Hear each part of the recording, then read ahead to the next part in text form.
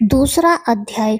श्री कृष्ण भगवान बोले, हे प्रिय, जब गुणवती ने राक्षस द्वारा अपने पिता और पति का मरना सुना तो दुखित हुई और रुदन करने लगी। हे स्वामी, हे पिता, आप मुझे छोड़कर कहाँ चले गए?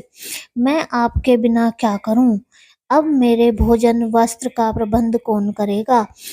अब मैं किसकी शरण लूं? मैं विधवा हो गई हूँ। विधाता का मेरे ऊपर कोप हुआ। मैं कैसे जीऊं? श्री कृष्ण जी बोले, कुकरी के समान विलाप करती हुई, हवा से हिलते हुए केले के पत्ते की तरह कांपती हुई वह पृथ्वी पर गिर पड़ी। थोड़ी देर में सावधान होने पर फिर विलाप करने लगी और शोक समुद्र में डूब गई।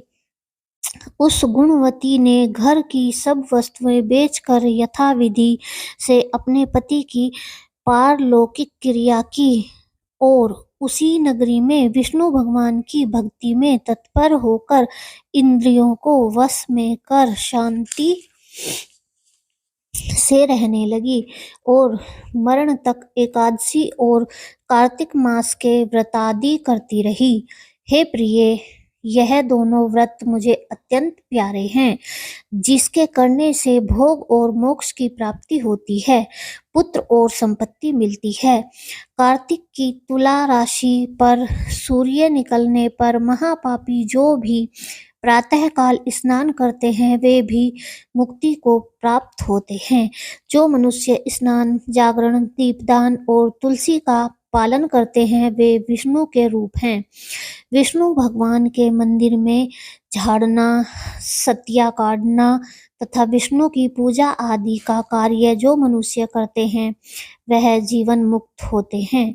इस प्रकार वह गुणवती हरेक वर्ष कार्तिक व्रत और विष्णु भगवान का नित्य ही पूजन करती रही। एक समय वृद्धावस्था के कारण दुर्बल होने से, रोग और ज्वर से पीड़ित होने पर भी गंगा स्नान को गई। ज्यों ही पानी में उतरी, जाड़े के मारे कांपने लगी। उसी समय गुणवती ने आकाश से आता हुआ विमान देखा। शंख, चक्र, गदा, पद्म आदि आयुधों को लिए हुए विष्णु के रूप धारण करने वाले पार्षद गरुड़ की ध्वजा वाले अप्सराओं से युक्त ऐसे विमान में बैठाकर वैकुंठ को ले गए। प्रदीप्त अग्नि के समान कीर्ति वाली गुणवती विमान में बैठी हुई कार्तिक व्रत के प्रभाव से मेरे पास आ गई। जब ब्रह्मादि देवताओं की प्रार्थना से मैं पृथ्वी पर आया तब वे गण भी मेरे साथ आए। हे भामिनी, यह सब यादव मेरे गण हैं और तुम्हारे पिता देवाशर्मा भी इस जन्म में सत्राजित हुए और तुम्हारे पति चंद्र शर्मा इस जन्म में अक्रूर हैं। और हे देवी, तुम वही गुणवती हो जो कार्तिक के स्नान के प्रभाव से मेरे लिए अत्यंत प्रिय हो। तुमने तो मेरे मंदिर के सामने तुलसी का बगीचा लगाया, उसी से यह कल्प वृक्ष तुम्हारे आंगन में है। कार्तिक में जो पहले तुमने दीपदान किए हैं उसी फल से तुम्हारी सुंदर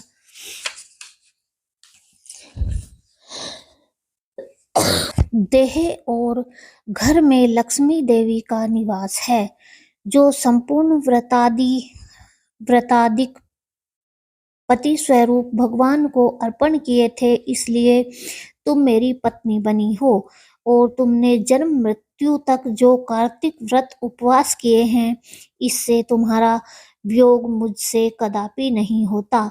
इसी प्रकार कार्तिक में व्रत करने वाले तुम्हारे समान मेरे प्रिय होंगे। सूत जी बोले, सत्यभामा जी अपने पूर्व जन्म का सब हाल जानकर बड़ी प्रसन्न हुई।